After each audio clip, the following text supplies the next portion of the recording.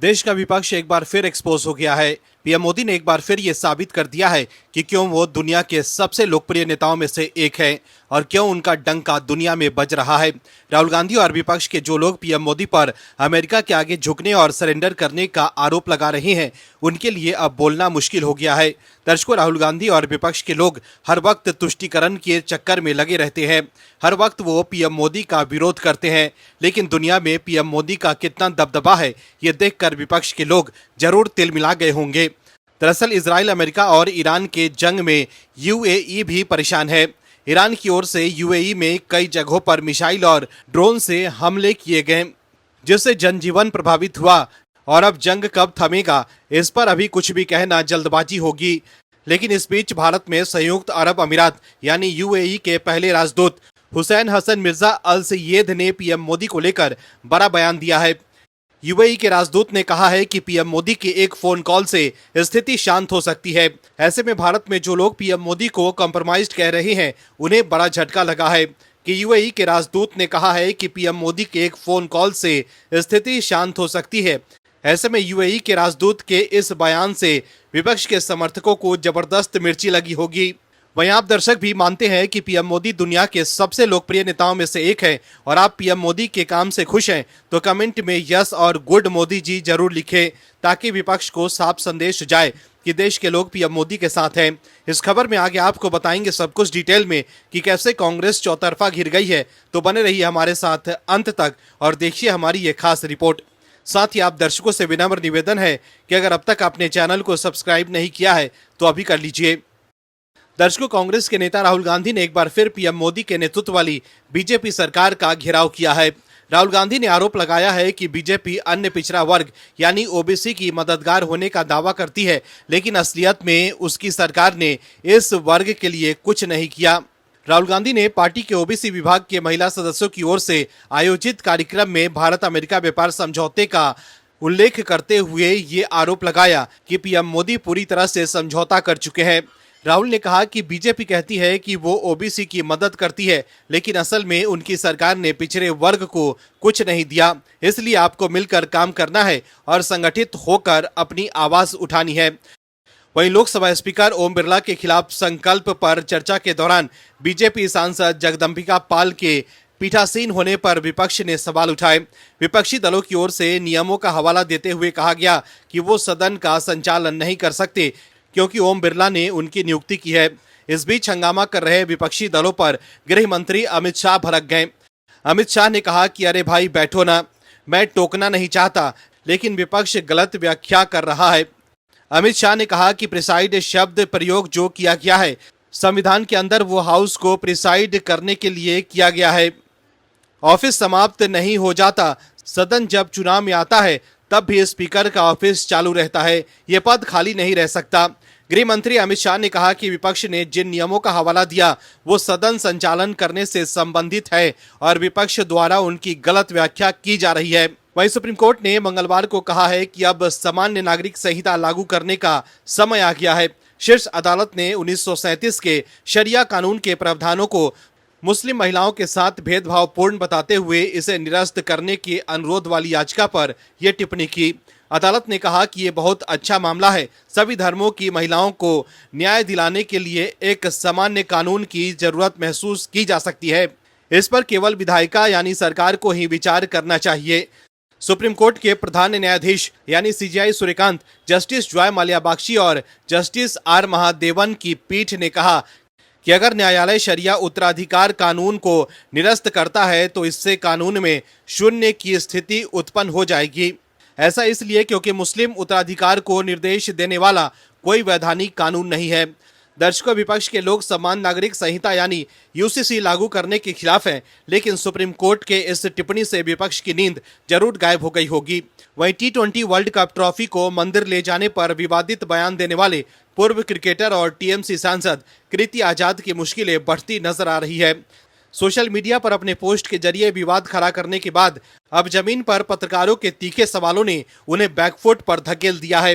दरअसल संसद सत्र खत्म होने के बाद जब कृति आजाद बाहर निकले तो पत्रकारों ने उन्हें घेर लिया।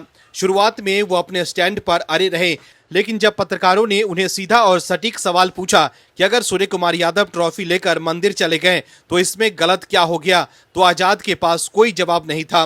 पत्रकारों ने इसी सवाल को बार बार दोहराया, लेकिन कृति आजाद ने इसे पूरी तरह इग्नोर किया और बिना कोई जवाब दिए वहां से तेजी से चलते बने। राहुल गांधी पीएम मोदी पर कभी वोट चोरी का आरोप लगाते हैं तो कभी सरेंडर करने का, तो कभी पीएम मोदी को कॉम्प्रोमाइज्ड कहते हैं। चुनाव में लगातार मिल रही हार पर मंथन करने और जमीनी स्तर पर संगठन को मजबूत करने की जगह राहुल गांधी ने भ्रामक प्रचार करना शुरू कर दिया है कि वोट चोरी की वजह से बीजेपी चुनाव जीतती है। लेकिन अब चुनाव आयोग ने हलफनामा देने के लिए कहा तो राहुल गांधी पीछे हट गए। वहीं सुप्रीम कोर्ट जाने के नाम पर भी उन्होंने यू टर्न ले लिया।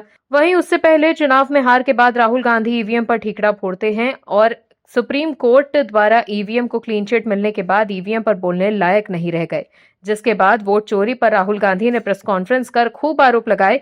लेकिन बिहार चुनाव में जनता ने कांग्रेस को बुरी तरह हराकर साफ कर दिया कि राहुल गांधी के इस आरोप में कोई दम नहीं। वहीं हरियाणा में कांग्रेस की हार के बाद भी राहुल गांधी ने आरोप लगाए थे कि हरियाणा में बीजेपी ने वोट चोरी की है, लेकिन कांग्रेस के नेता भी इस्तीफा देकर असलियत बाहर ला चुके हैं। दर्शकों, हरियाणा महिला कांग्रेस की महासचिव के पति गौरव कुमार ने पार्टी के सीनियर नेताओं पर टिकट के बदले पैसे लेने का गंभीर आरोप लगाया है। गौरव ने दावा किया है कि उन्होंने अपनी पत्नी के लिए विधानसभा चुनाव का टिकट लेने के बदले कांग्रेस नेताओं को पैसे दिए थे। गौरव कुमार ने कहा है कि चैट में उन्होंने खुद स्वीकार किया कि हाँ, उन्होंने पैसे लिए हैं। मैंने अभी तक सिर्फ 3 या 4 नेताओं के नाम बताए हैं, लेकिन इसमें और भी कई लोग शामिल हैं। गौरव कुमार ने कांग्रेस सांसद राहुल गांधी पर भी सीधा निशाना साधा। वहीं उनकी पत्नी ने दावा किया कि पार्टी उनसे पैसे तो ले रही है, लेकिन बदले में कोई सम्मान या फायदा नहीं मिल रहा। गौरव कुमार ने कहा, मैं राहुल गांधी को खुला चैलेंज दे रहा हूं। मैं आपको आईना दिखाऊंगा कि आपने अपने घर में क्या हो रहा है और आपके सीनियर नेता क्या कर रहे हैं।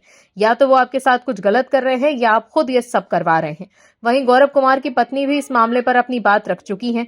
उन्होंने बताया कि उन्होंने 25 फरवरी 2026 को अपना इस्तीफा दे दिया था। उनका इस्तीफा अभी तक स्वीकार नहीं किया गया। पत्नी ने खुद को दलित समुदाय से बताया। वहीं एक शहीद की बेटी है। गौरव कुमार की पत्नी ने पार्टी आला कमान पर दलितों की उपेक्षा और धोखाधड़ी करने का आरोप लगाया। उन्होंने कहा, मैं दलित समुदाय से आती हूं, मैं एक शहीद की बेटी हूं और मेरा परिवार 56 सालों से कांग्रेस पार्टी से जुड़ा हुआ है। हमने करोड़ों रुपए दिए हैं, हमें झूठी उम्मीदें दी गई, आला कमान हमें धोखा दे रहा है। हरियाणा महिला कांग्रेस महासचिव ने यह भी खुलासा किया कि वो पार्टी के वर्क सिस्टम से इतनी दुखी थी कि उन्होंने 12 दिन पहले ही अपना इस्तीफा सौंप दिया था। हालांकि उनका दावा है कि पार्टी ने अभी तक उनका इस्तीफा मंजूर नहीं किया। उन्होंने आरोप लगाया कि कांग्रेस आलाकमान कार्यकर्ताओं की भावनाओं और उनके योगदान के साथ खिलवाड़ कर रहा है। दर्शकों, गौरव कुमार का जो आरोप है, उन्होंने अपनी पत्नी को विधानसभा चुनाव का टिकट दिलाने के लिए पैसे दिए थे। ये दावा कांग्रेस पार्टी के भीतर गंभीर सवाल खड़े करता है। उन्होंने स्पष्ट रूप से नेताओं को पैसे देने की बात कही है। ये घटना राजनीतिक गलियारों में चर्चा का विषय बन गई है। गौरव कुमार के वीडियो बयान को एक्स पर शेयर कर हरियाणा बीजेपी ने लिखा है कि टिकट के बदले पैसे। हरियाणा महिला कांग्रेस की एक महासचिव के पति गौरव कुमार का बड़ा आरोप, राहुल गांधी को खुली चुनौती। वहीं बीजेपी प्रवक्ता प्रदीप भंडारी ने एक्स पर लिखा है, कांग्रेस ने वाड्रा परिवार के भ्रष्टाचार का पर्दाफाश किया। हरियाणा महिला कांग्रेस की जनरल सेक्रेटरी, गांधी वाड्रा परिवार से हमसे करोड़ों रुपए लिए टिकट का वादा किया, पैसे दिए गए, लेकिन हमें कोई फायदा नहीं मिल रहा। राहुल गांधी, प्रियंका गांधी वाड्रा और गांधी परिवार अब कांग्रेस कार्यकर्ताओं को लूट रहे हैं। राहुल गांधी की चुप्पी गुनाह कबूल करने जैसा है। दर्शकों, हरियाणा में हार के बाद राहुल गांधी वोट चोरी का आरोप लगा रहे थे, लेकिन अब कांग्रेस महासचिव ने जो आरोप लगाए हैं उससे कांग्रेस घिर गई है। इससे पहले पंजाब में भी कांग्रेस के पूर्व प्रदेश प्रधान नवजोत सिंह सिद्धू की पत्नी नवजोत कौर ने भी कांग्रेस पर पैसे लेने का आरोप लगाया था। नवजोत कौर ने कहा था कि कांग्रेस में जो 500 करोड़ रुपए का सूटकेस देता है वही मुख्यमंत्री बनता है। तो देखा आपने कैसे कांग्रेस के बड़े नेता ही अपनी पार्टी की पोल खोल रहे हैं और पैसे मांगने के गंभीर आरोप लगा रहे हैं। वहीं दूसरी तरफ इस मामले को लेकर बीजेपी राहुल गांधी पर सवाल उठा रही है। दर्शकों, देश की राजनीति और कानून की दुनिया में एक बड़ा नाम और कांग्रेस के संकट मोचक कहे जाने वाले अभिषेक मनु सिंघवी एक बार फिर चर्चा में है। इस बार वजह उनकी राजनीति नहीं बल्कि उनकी संपत्ति का खुलासा है।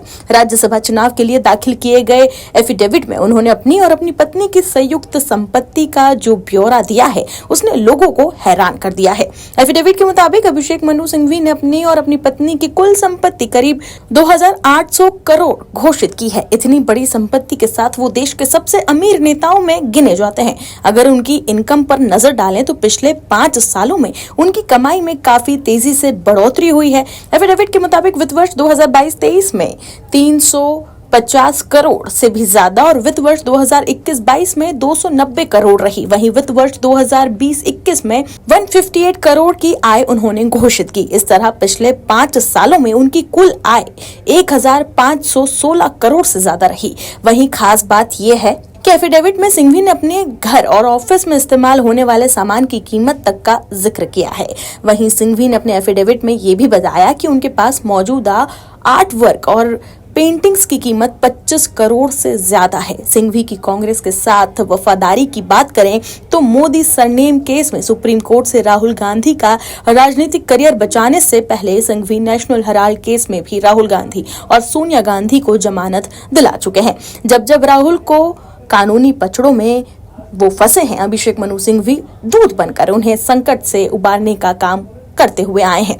वहीं सिंघवी ही थे जब दिल्ली के शराब घोटाले में संजय सिंह को ईडी पकड़ कर ले गई और एन चुनाव से पहले अरविंद केजरीवाल को तिहाड़ जेल में डाला गया, तब भी सिंघवी सुप्रीम कोर्ट से केजरीवाल को रिहा कर लाए। सिंघवी एक वकील होने के साथ साथ कांग्रेस नेता भी हैं और अब एक बार फिर वो राज्यसभा पहुंच रहे हैं। वहीं खबर तो ये भी सामने आई थी कि अरविंद केजरीवाल भी सिंघवी को राज्यसभा भेजना चाहते थे। वहीं अब सिंघवी की संपत्ति को लेकर हुए खुलासे को लेकर बीजेपी ने जबरदस्त हमला बोला है।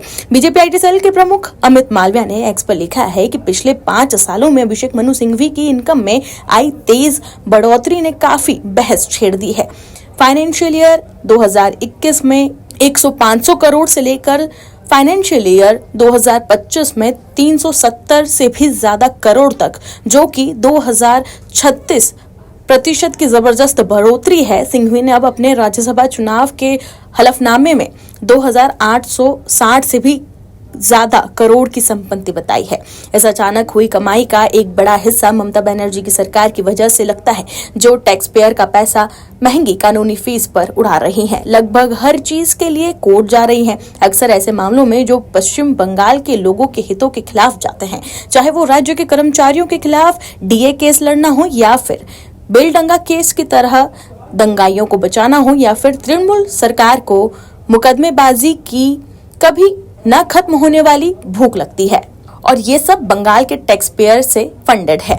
इसमें उन घोटाले की लंबी लिस्ट भी जोड़ लें जिन्होंने राज्य को कोर्ट तक खींचा है, जैसे कि ration scam, education scam, cash for job scam, साथ ही संदेश खाली से जुड़े केस, आरजेकर रेप और murder case, Kolkata law college case और दुर्गापुर रेप केस। हर विवाद, हर छिपने की कोशिश, हर कानूनी लड़ाई पश्चिम बंगाल के लोगों ने चुकाई है। असल में सिंघवी बंगाल के टैक्स पेयर के पैसे से अमीर हो गए हैं। वहीं अमित मालविया ने आगे ये भी लिखा है कि इससे पहले अरविंद केजरीवाल और आप सरकार ने कथित तौर पर सिंघवी और उनके कानूनी साथियों को लेकर एक्साइज स्कैम में उनका बचाव करने के लिए मोटी फीस भी दी थी।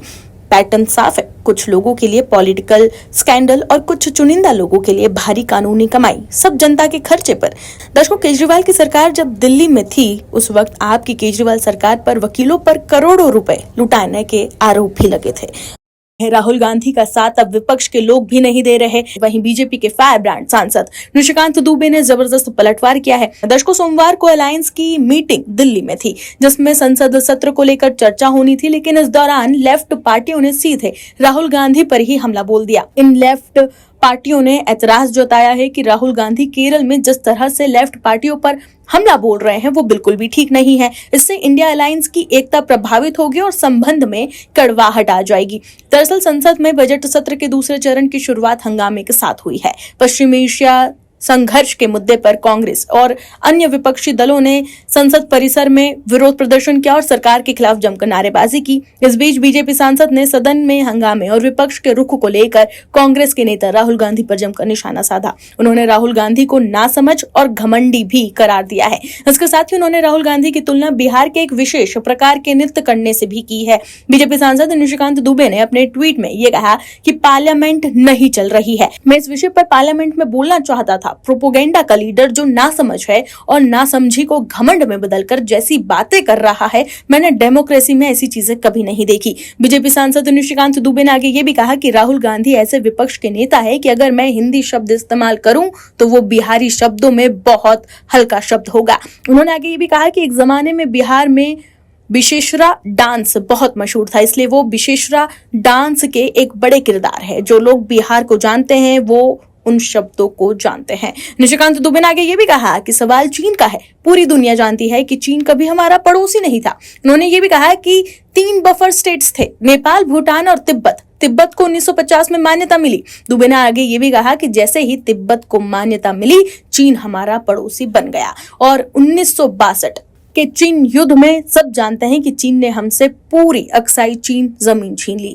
वहीं एक दूसरे पोस्ट में एक दस्तावेज शेयर करते हुए निशिकांत दुबे ने एक्स पर लिखा है कि 2014 का संसद को दिया राहुल गांधी जी की सरकार का जवाब है। हमारा 78,000 वर्ग किलोमीटर जमीन चीन ने जबरदस्ती अपने कब्जे में रखा है। फिर भी 2008 में चीनी कम्युनिस्ट पार्टी के साथ राहुल गांधी जी ने गुप्त समझौता कर लिया। प्रोपेगेंडा लीडर LOP वहीं बीजेपी MP निशिकांत दुबे ने यह भी कहा कि मैं एक बार फिर कहता हूं कि मैंने विपक्ष में राहुल गांधी जैसा प्रोपोगेंडा लीडर कभी नहीं देखा। मैंने उनके जैसा प्रोपोगेंडा लीडर कभी नहीं देखा।